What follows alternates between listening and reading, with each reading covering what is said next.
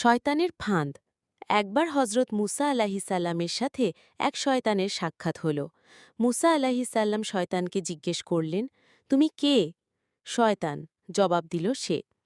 মুসা আলাহিসাল্লাম বললেন, আচ্ছা, তুমি তো মানুষকে বিভ্রান্ত করার জন্য নানান ফাঁদ এঁটে থাকো, সুতরাং তোমার অভিজ্ঞতায় সবচেয়ে বড় ফাঁদ কোনটি?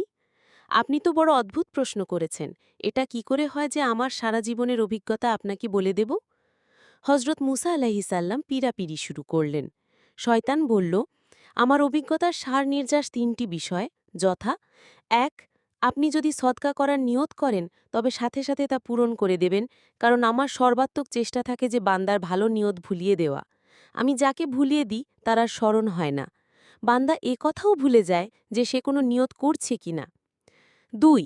কেউ যখন আল্লাহর নামে কোনো কসম করে, আমার চেষ্টা থাকে তার কসম ভঙ্গ করার ব্যবস্থা করা।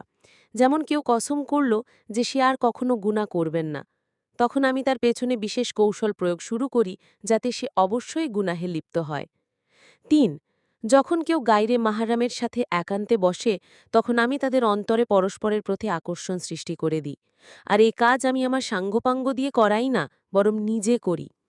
প্রিয় পাঠক, আল্লাহ তাআলা আমাদের সবাইকে শয়তানের চক্রান্ত থেকে বাঁচার তৌফিক দান করুন, বিশেষ করে বেগানা রমণীর সংস্রব থেকে বেঁচে থাকার তৌফিক দিন। আমিন।